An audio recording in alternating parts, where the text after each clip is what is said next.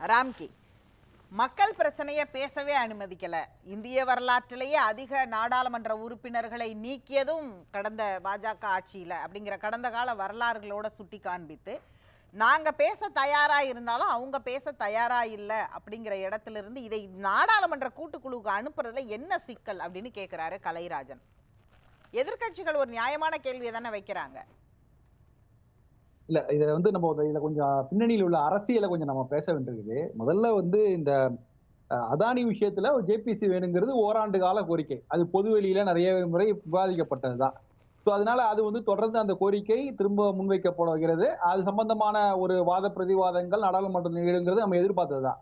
ஆனா எதிர்பாராத ட்விஸ்டா இந்த George Soros, Sonia Gandhi, America அப்படிங்கிறது அது யாருமே எதிர்பாராத ஒரு விஷயம். அது மக்களவையில் நடந்தது.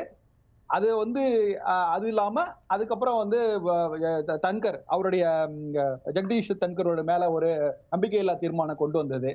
இதெல்லாமே யாரும் எதிர்பாராது. நீங்களே குறிப்பிட்டபடி மக்களவை வரலாற்றிலே ஒரு துணை ஜனாதிபதி மேல ஒரு மாநிலங்களவை வரலாற்று மாநில ஒரு பெரிய விஷயம். ஏன்னா வெங்கையா நாயுடு போன்றவர் எல்லா கட்சியையும் அணுகக்கூடிய இடத்தில் இருந்தவர்கள். அது மாதிரி துணை ஜனாதிபதிங்கிறது அப்படிதான். அப்படி ஒரு இது.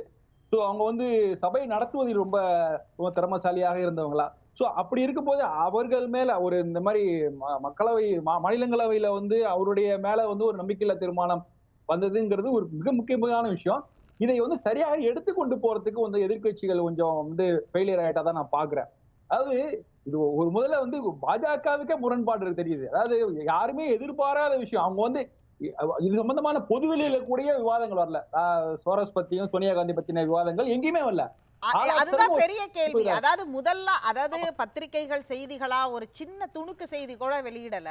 அது அவ்வளவு சீக்கிரசி மெயின்டைன் பண்ணி அதை நாடாளுமன்றத்துல பாஜக எம்பி பேசிய பிறகுதான் தெரிகிறது, நட்டா பேசிய பிறகுதான் அது தெரிகிறது. அப்படிங்கும் பொழுது அந்த சீக்கிரசி குறித்தும் கேள்வி எழுகிறது. இதை ஏன் பொது வெளியில வைக்காம நாடாளுமன்றத்துக்குள் பேசுகிறார்கள்? அதற்குள் இருக்கக்கூடிய அரசியல் என்ன? இது மிகப்பெரிய தவறான விஷயம். ஒரு தவறான வழிமுறையை பாஜக கையாண்டிருக்கிறது. இதை பத்தி பொதுவெளியில பேசாமல் எடுத்தெடுப்புல ஒரு ஷாக்கிங் வால்யூம் தான் ஒரு பெரிய ஒரு கவன ஈர்ப்புக்காக அவங்க மாநிலங்களவையில பேசினது கொண்டு வந்தது. இந்த மாதிரியான ரகளை எல்லாம் வந்தது உண்மையிலேயே அவங்களுக்கு எதிராகவே திரும்புறதுக்கான வாய்ப்புகள் எல்லாம் இருக்குது.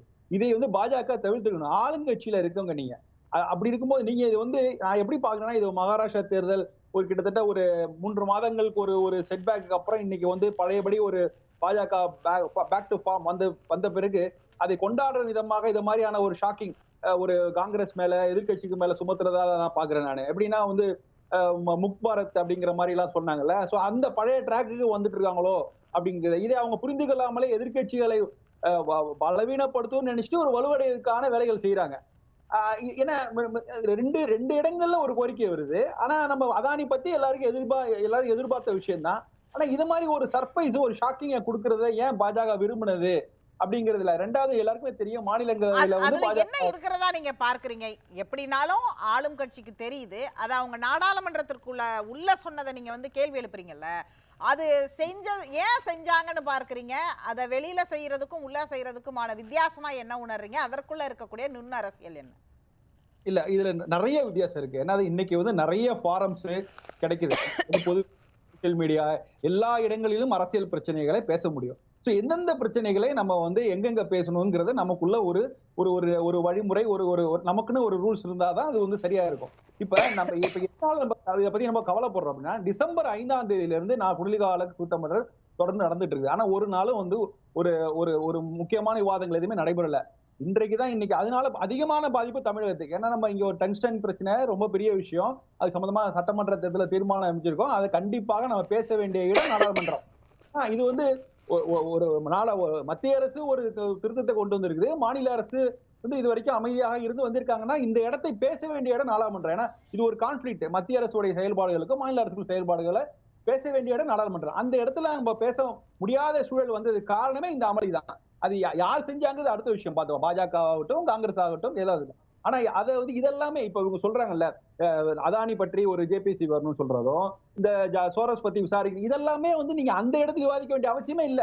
நீ பொதுவெளியில ஒரு 4 நாட்கள் 5 நாட்கள் தொடர்ந்து நீங்க ஒரு பெரிய விவாதங்கள் நடத்தலாம், வார்த்தை வீச்சுல இருக்கலாம், அறிக்கை அனுப்பலாம், எல்லாம் பண்ணலாம். அதையெல்லாம் செய்யாமல் ஒரு சடனா அங்க வந்துட்டு ஒரு ஆகும் போது வரவங்களும் பிற்பாடா வந்திருக்க மாட்டாங்க. அவங்க என்ன அவங்கள எதிர்பார்க்கறாங்க? சோ ஒரு ஷேக்கிங் ஒரு சும்மா ஒரு ஒரு ஒரு அதிர்ச்சி மதிப்பீட்டுக்காக செய்யப்படக்கூடிய விஷயம் தான் இது. இந்த இடத்துல இதெல்லாம் தவிர்த்து விட்டு பேசக்கூடிய விஷயங்களை மட்டும் தான் பேசணும். முக்கியமா இந்த டங்ஸ்டன் விஷயம் இன்னைக்கு நாடாளுமன்றத்தில் பேச வேண்டியிருக்கு. அதை திருமதி கனிமொழி அவர்களும் சரி, ஒரு விருதுநகர் எம்பி அவர்களும் சரியா பேசிட்டாங்க. So, இந்த மாதிரியான ஒரு ஸ்பேஸ் இந்த இந்த இடத்துல இந்த நேரத்துல கிடைக்கும், அதை பயன்படுத்திக் கொள்கிறார்கள். இதை தவிர மத்த விஷயங்கள் எல்லாமே இரலவென்ட் ஆக்சுவலா. இது ஒரே அதானி நேரங்கள்ல ஒரு சினாரியோ நீங்க வாட்ச் பண்ணியிருப்பீங்க. நீண்ட நாட்களாக நாடாளுமன்ற அலுவல்களை கவனிக்கக்கூடியவர்ங்கிற முறையில சொல்லுங்க. மக்களவை நடக்காம இருந்துச்சுன்னா மாநிலங்களவையில் ரொம்ப பெர்ஃபெக்ட்டா நடக்குது. மாநிலங்களவை நடக்கலைன்னா மக்களவை ரொம்ப பெர்ஃபெக்ட்டா நடக்கிற ஒரு சினாரியோவை பார்க்க முடியுது. முன்பெல்லாம் பார்த்தீங்கன்னா நான் இன்னுமே ஒப்பீடு அளவுல சொல்றேன். யூபிஏ என்டிஏ இந்த 3.0 ரெண்டையுமே சேர்த்துப்போம். யூபிஏ 2 டெனரையும் இதையும் யூபிஏல வந்து இங்க அமளி, இங்க வந்து அட்ஜாண்டுனா அங்கேயும் பெரும்பாலும் அட்ஜாண்டா தான் இருக்கும். ஆனா இங்க அப்படி இல்லை. இதுக்குள்ளேயே ஒரு சின்ன சினாரியோ இருக்கு. ஒரு பக்கம் வந்து இன்னைக்கு மக்களவையில ரொம்ப தீவிரமா பேசுறாங்க. அங்க பார்த்தா மாநிலங்களவையில அதுக்கு சம்பந்தமே இல்லாம அவை தலைவர் மேலேயே நோ கான்ஃபிடன்ஸ் மோஷன் கொண்டு வராங்க. அப்ப இது ரெண்டுக்குமே ஒரு பெரிய சினாரியோ டிஃபரன்ஸ் இருக்கு. அது என்னன்னு பார்க்கறீங்க நீங்க? பெரிய அந்த செயல்பாடுகள் அப்புறமா இருக்கு. ரெண்டாவது நம்ம பொதுவாவே இந்த அமளி துமளியை நம்ம நாடாளுமன்றத்துல தான் மக்களவையில தான் எதிர்பார்த்தோம். மாநிலங்களில பொதுவா இது மாதிரிலாம் நடக்காது. மாநிலங்களில பொதுவாவே ஆளுங்கட்சியா இருக்கிற இப்ப கடந்த காலங்கள்ல வர கூட பாஜகவுக்கு அவங்களுக்கான எண்ணிக்கை குறைவா இருக்கும். அதனால கொஞ்சம் அமைதியாகத்தான் இருப்பாங்க. பெரிய அளவுல மோதல்கள், ஒரு அரசியல் சார்ந்த விஷயங்கள் அது மாதிரிலாம் இருக்காது. ஒரு கருத்தியல் சார்ந்த விஷயங்கள்லாம் பேசப்படும் வழியா ஒருவேளை நீங்க சொன்ன மாதிரி ஒரு மக்களவையில வந்து பெரிய ஒரு விஷயம் கொந்தளிப்பா இருக்கும்போது அதை வந்து மாநிலங்கள்ல பேசுவாங்க. ஆனா இன்னைக்கு அப்படியே ரிவர்ஸா மாநிலங்களவையில வந்து முழுக்க முழுக்க அது அரசியல் மயமாகி அவர் கார்கே வந்து அவர் பேச அலோவ் பண்ணலன்னு சொல்றதும், நட்டா வந்து ஒரு பொங்கி எழுந்து ஒரு வேறு விதமா வரும்போது நமக்கு வந்து மாநிலங்களவையில் மேல வச்சிருந்த நம்ம நம்பிக்கையே இப்போ கொஞ்சம் குறையமா இருக்கப்பா. சரி, மக்களவையில தான் பேச முடியாது, சோ இங்க சில விஷயங்கள் பேசலாம் அப்படின்னு நம்ம எதிர்பார்த்துட்டு இருக்கும். ரொம்ப ரொம்ப அடர்த்தியான விஷயங்களை நம்ம மாநிலங்களவையில நம்ம எதிர்பார்த்தோம். நம்ம தெரியும், வைகோல இருந்து ஆரம்பிச்சு அது நமக்கு ஒரு பெரிய நீண்ட நெடிய பாரம்பரியம் உண்டு. பெரிய எம்பிக்கள் அங்க போய் பேசியிருக்காங்க. இன்னைக்கு திருச்சி சிவா உட்பட நிறைய பேர் மாநிலங்கள்ல அவங்க பேசின பேச்சுக்கள்லாம் ரொம்ப வரலாற்று முக்கியத்துவம். சோ இந்த போக்கு தொடர்ந்தால் நாளைக்கு நீங்க அதே போல எப்படி மக்களவை போல மாநிலங்கள் ஆயிடுச்சுன்னா அப்ப நம்ம என்னதான் விவாதிக்க முடியும்? அந்த ஒரு கேள்வி எழுதுல.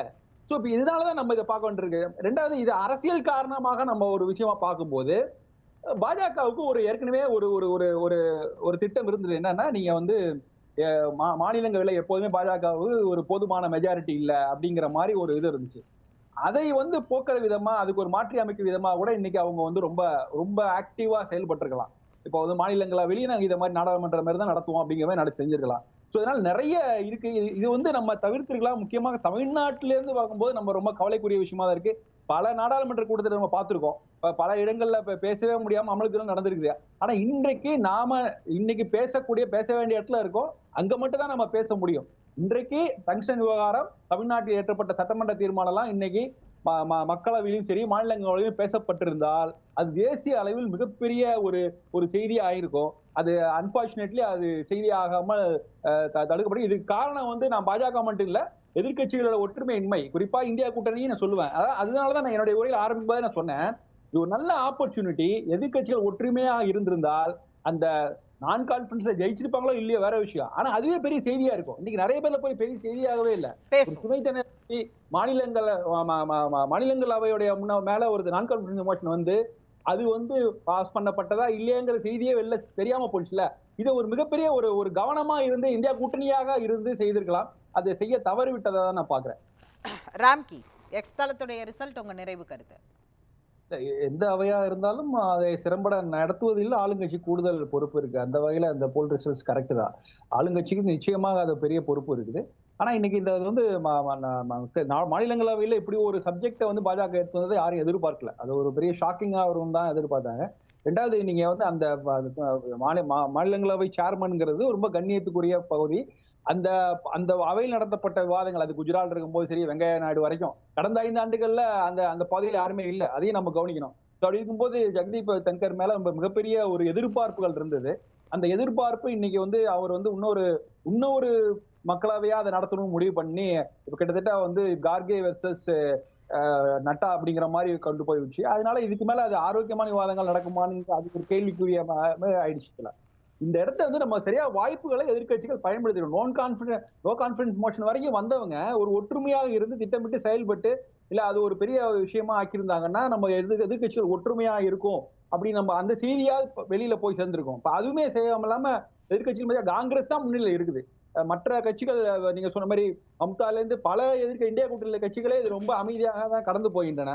ஒற்றுமையாக செயல்பட்டு ஏற்கனவே ஒரு திட்டமிட்டு ஒரு திட்டமிடலோட வந்திருந்தாங்கன்னா அதை வந்து இந்த நெருக்கடியை சமாளித்திருக்கலாம் அப்படின்னு தான் நான் நினைக்கிறேன்.